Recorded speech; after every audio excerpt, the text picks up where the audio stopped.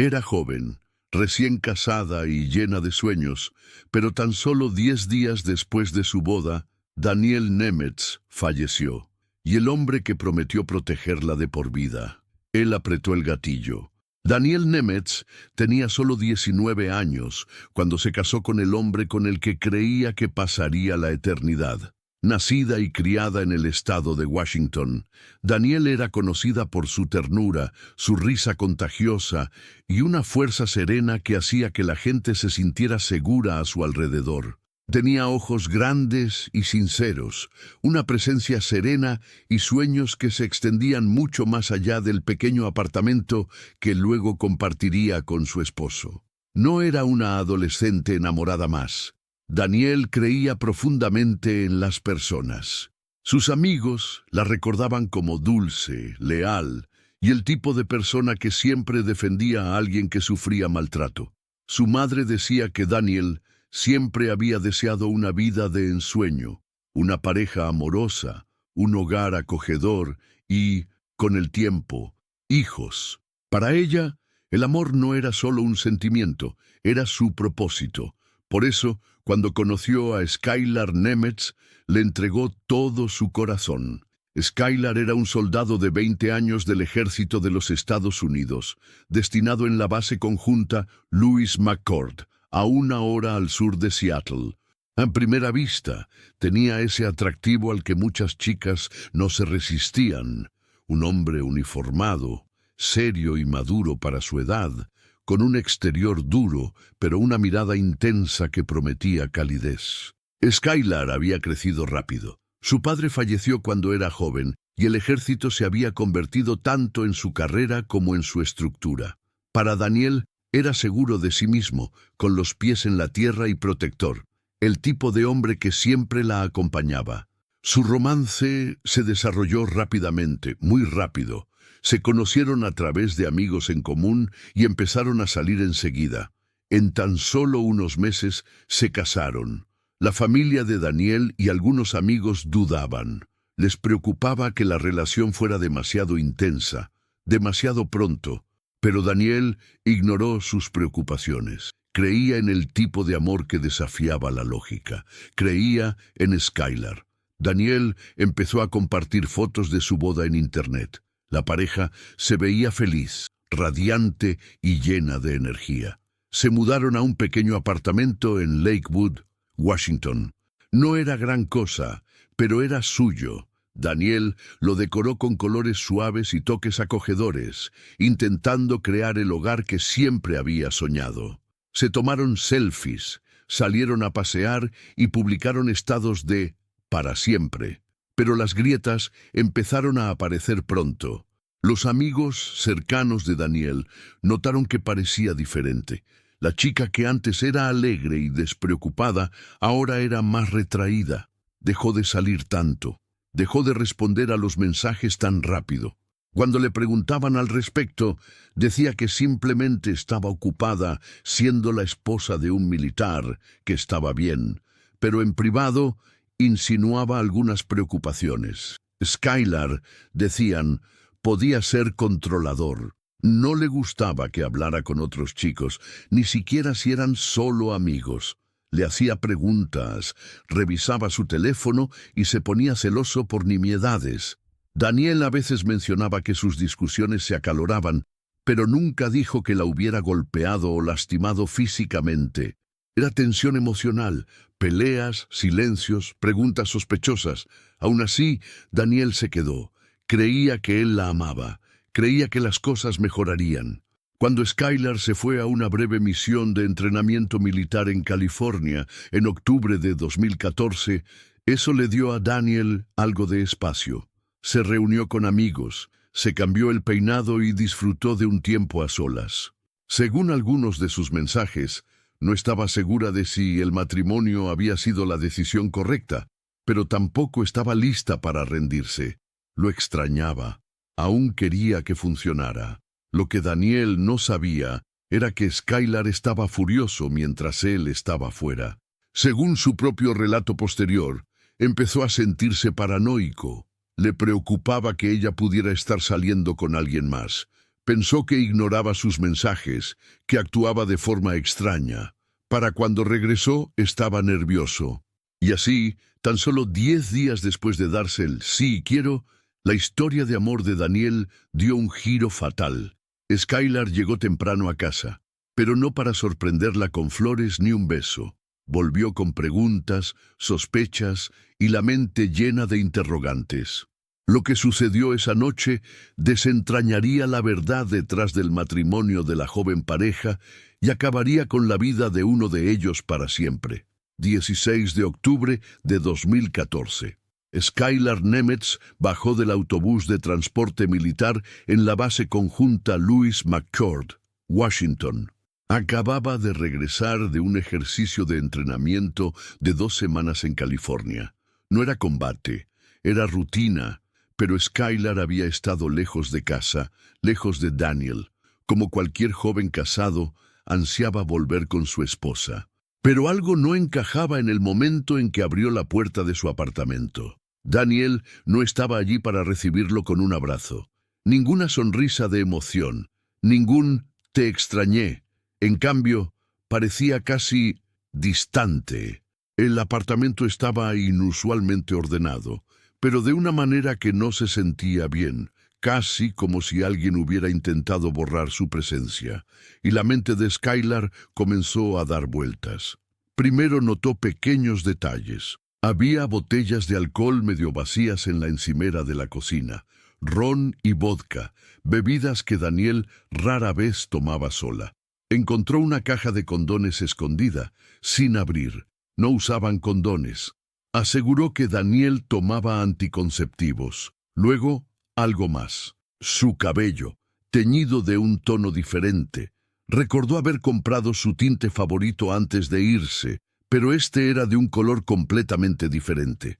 Skylar comenzó a revisar sus mensajes, impulsado por la sospecha. En el Facebook de Daniel, vio una serie de conversaciones coquetas. Un intercambio en particular llamó la atención. Había estado enviando mensajes a otro soldado, alguien que Skylar conocía, alguien que también estaba destinado en la base. Los mensajes no eran explícitamente sexuales, pero sí sugerentes, plagados de emojis, cumplidos y momentos que picaban. Había mensajes de la semana pasada, justo cuando Skylar estaba fuera. En sus propias palabras más tarde, Skylar dijo que sintió como si su mundo se hubiera abierto de golpe. Esa noche confrontó a Daniel. Según los interrogatorios policiales y el testimonio judicial, la conversación derivó en una discusión acalorada. Daniel, sentada en su escritorio en su habitación, negó haberle sido infiel. Le dijo que no era nada serio, solo hablar. Skylar no lo dejaría pasar. Se sintió traicionado, humillado, furioso, y sus emociones comenzaron a descontrolarse. Eran alrededor de las 9:30 p.m. Daniel estaba sentada en su escritorio, frente a la computadora.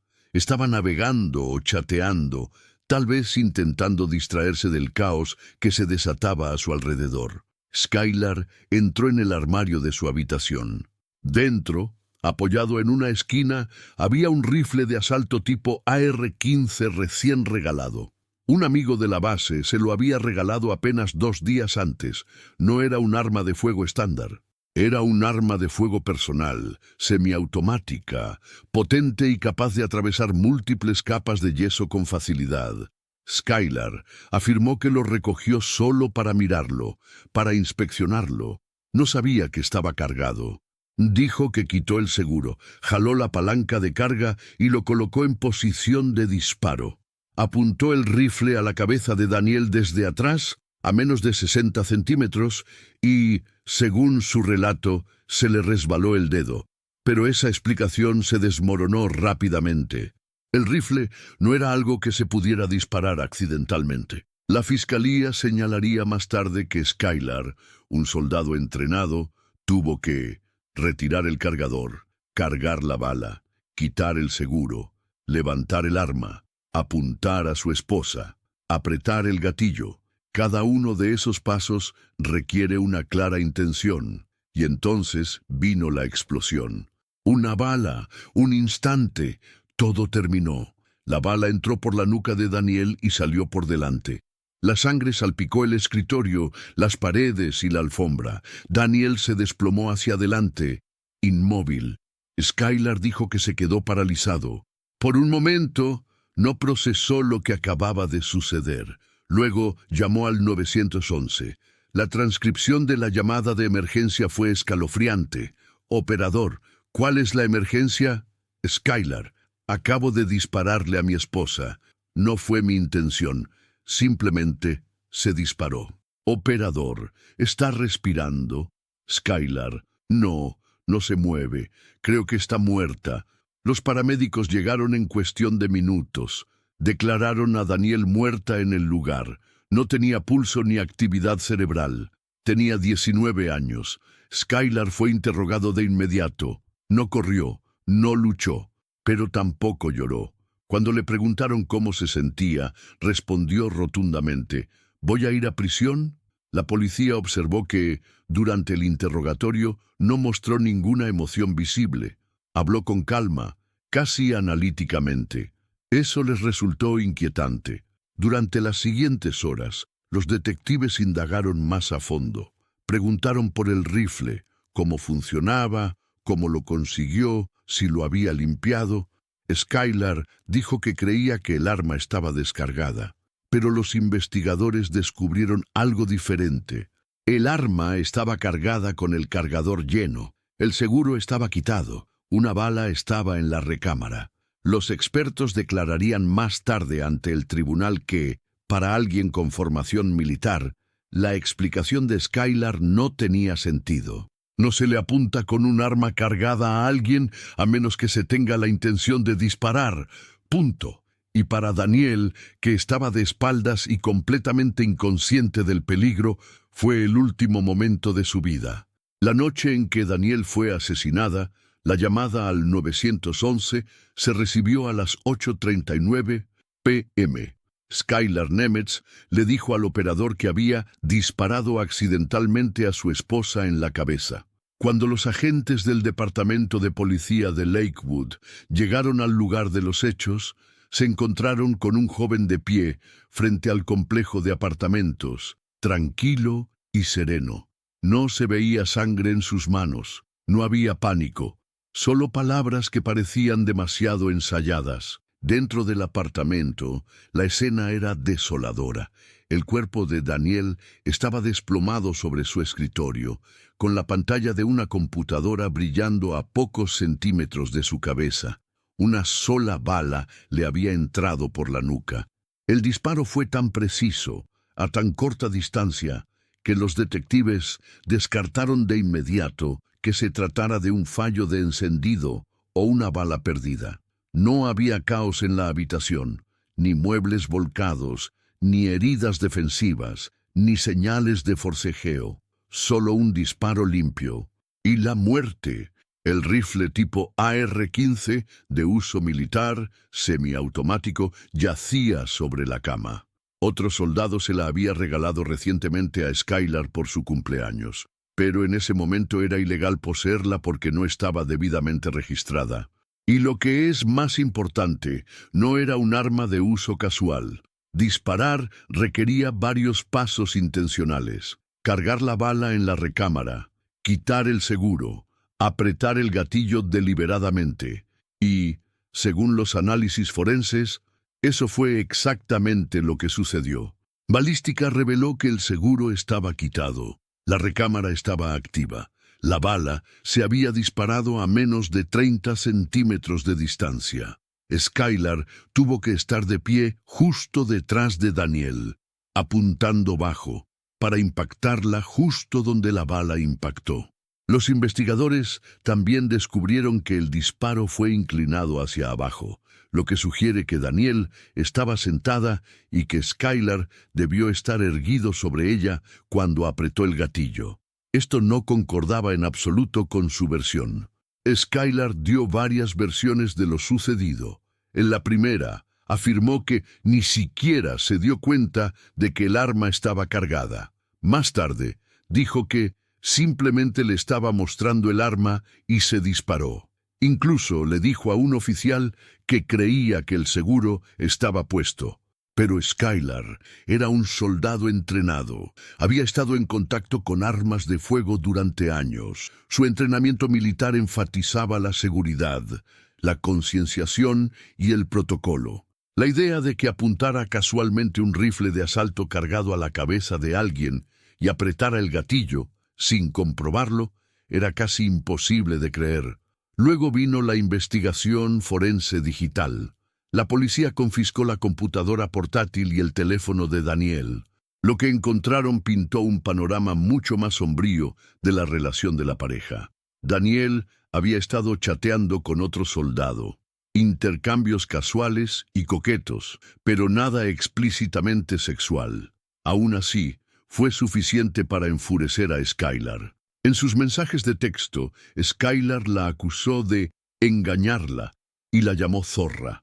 Apenas unos días antes del asesinato, Daniel le contó a una amiga por mensaje de texto: Skylar ha estado actuando posesivamente otra vez. No sé qué hacer. Lo amo, pero a veces me da miedo. Un mensaje que Daniel envió la noche de su muerte decía: se ha comportado de forma extraña desde que llegó a casa. Creo que está revisando mis cosas. Estoy un poco asustada. La policía ahora tenía un motivo: celos. Skylar creía que Daniel le había sido infiel mientras él estaba en California. Y si lo era o no, no importaba. Para él, la traición era real. El juicio de Skylar Nemetz comenzó en 2016 y atrajo una enorme atención local. Un soldado, enjuiciado por asesinar a su joven esposa tan solo 10 días después de su boda, estaba destinado a convertirse en un espectáculo mediático. La fiscalía salió contundente. La fiscal adjunta Lisa Wagner ofreció una introducción contundente. Esto no fue un accidente, fue una decisión. Una decisión mortal tomada en un momento de ira y celos. Su caso se basó en 4 elementos clave. 1.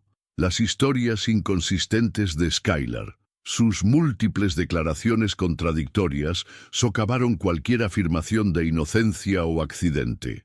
2. Balística. El ángulo, el alcance y la posición del rifle confirmaron un acto deliberado. Un disparo accidental desde esa posición era improbable o imposible. 3. Evidencia digital. Los mensajes de texto y los mensajes mostraron claramente los celos, la ira y el motivo de Skylar. 4.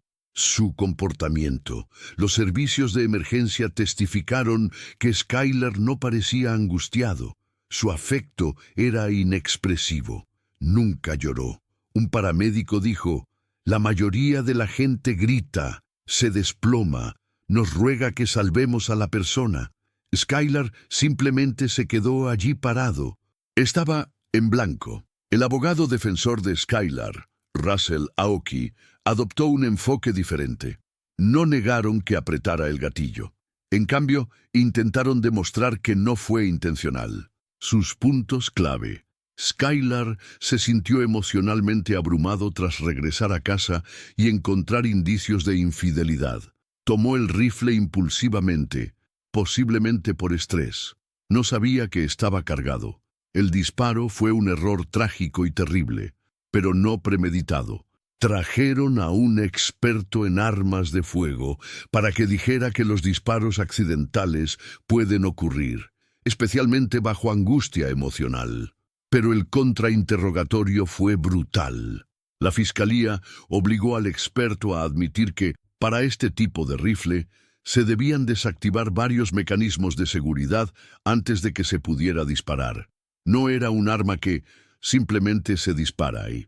El testimonio más contundente provino del mejor amigo de Daniel, quien leyó en voz alta sus últimos mensajes. Está muy paranoico. Cree que le estoy engañando. Me da miedo decirle que no. Otro amigo testificó que Daniel había dicho una vez: si alguna vez desaparezco, probablemente sea Skylar. Palabras escalofriantes, ahora inmortalizadas en la sala del tribunal. Las deliberaciones se prolongaron durante varios días.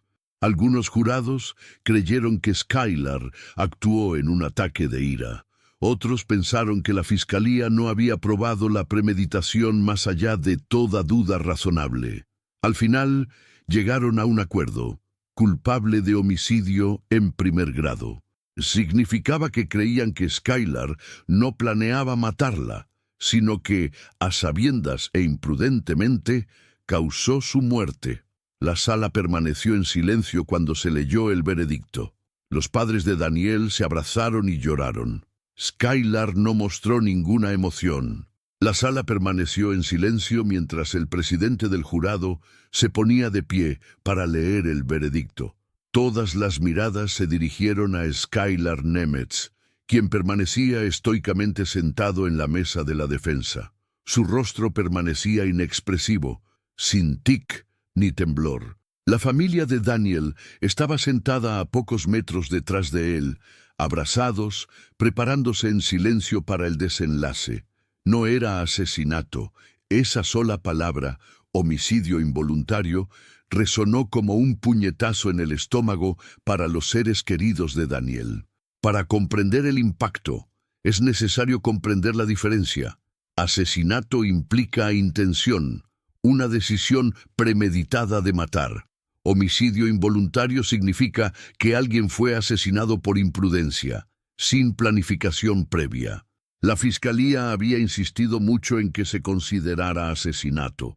Argumentaron que las acciones de Skylar fueron deliberadas. Estaba enojado, celoso y era metódico. No se puede dispararle a alguien en la nuca accidentalmente con un rifle de asalto.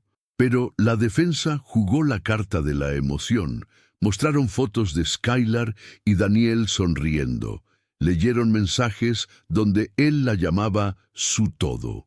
Le dijeron al jurado que era un hombre joven y asustado que cometió un terrible error. El jurado deliberó durante 3 días. Estaban atascados.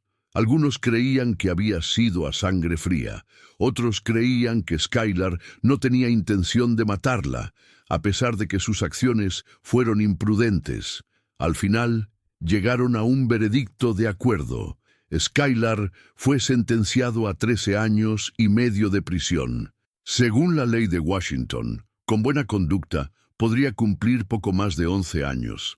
Eso significa que Skylar Nemetz podría ser libre antes de cumplir 35 años. El padre de Daniel, Dane Alexander, se derrumbó en lágrimas. Había asistido a todas las audiencias judiciales. Su declaración ante el tribunal fue conmovedora.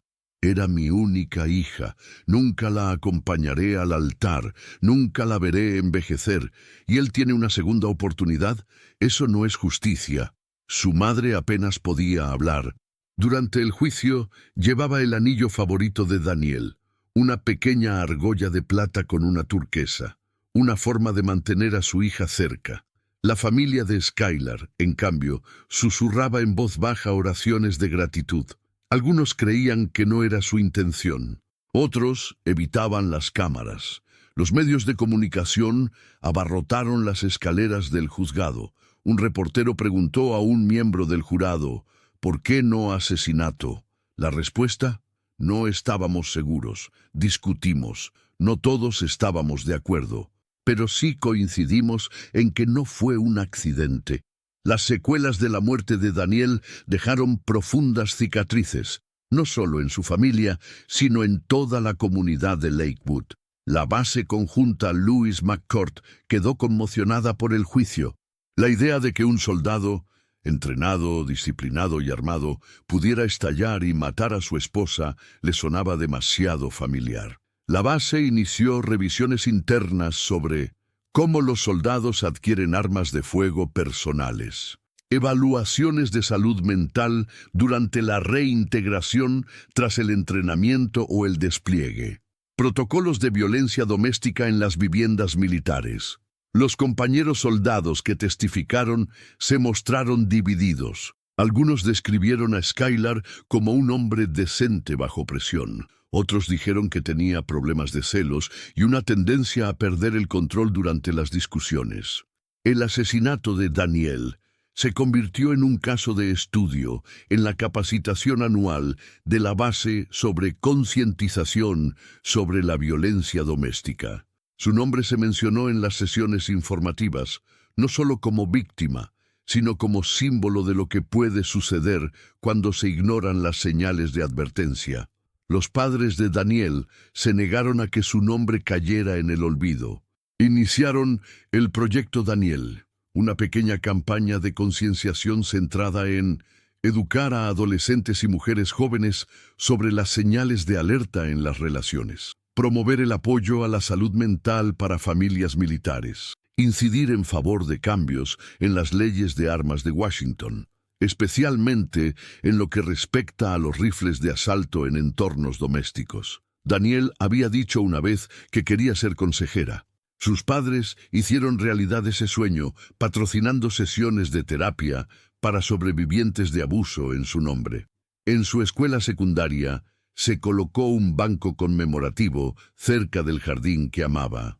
Los estudiantes plantaron flores moradas a su alrededor que simbolizaban la concienciación sobre la violencia doméstica. En redes sociales, la historia de Daniel se hizo viral, especialmente en foros de crímenes reales, YouTube y Reddit. Mucha gente se sorprendió por lo corta que fue la sentencia. Los comentarios fueron en aumento. 13 años, ¿eso es todo? ¿Por ejecutar a tu esposa? El sistema siempre les falla a las mujeres. ¿Cómo puedes dispararle accidentalmente a alguien en la cabeza con un rifle? Otros debatían si realmente fue un asesinato. Algunos veían a Skylar como un hombre destrozado, otros lo llamaban un narcisista uniformado. Skylar Nemetz fue enviado a un centro penitenciario del estado de Washington en 2016. En prisión mantuvo un perfil bajo. Los informes dicen que trabaja en la biblioteca y evita las confrontaciones. No es un alborotador, pero tampoco se arrepiente. Varias fuentes señalaron que todavía se refiere a lo sucedido como un accidente. Podría obtener la libertad condicional a principios de la década de 2030. La gran pregunta se cierne sobre él. ¿Saldrá libre? ¿Empezará de nuevo y dejará atrás el pasado? ¿O el fantasma de Daniel Nemetz lo perseguirá para siempre? Es fácil perderse en el drama judicial, los titulares, los veredictos. Pero ¿quién era Daniel Nemetz? Era una hija, una amiga, una amante de la música, una chica a la que le encantaba reír, pintarse las uñas, ver películas y bailar descalza en su sala. No merecía morir. Tuvo sueños que se truncaron, un futuro que nunca llegará. Daniel les decía a sus amigos que el matrimonio era el principio de todo. Creía en las segundas oportunidades, en el perdón, en el amor. Trágicamente, la persona en quien más confiaba le arrebató todo de un solo golpe. Skylar Nemetz finalmente quedará libre. Tendrá una segunda oportunidad. Daniel, no. Esto es más que una historia de crímenes. Es una advertencia sobre los celos, sobre la posesividad, sobre lo rápido que el amor puede convertirse en algo oscuro y mortal. Es un recordatorio de que las verdaderas relaciones se basan en la confianza, el respeto y la seguridad.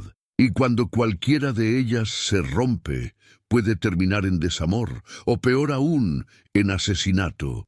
¿Crees que 13 años fueron suficientes para quitar una vida? ¿O le falló el sistema judicial a Daniel?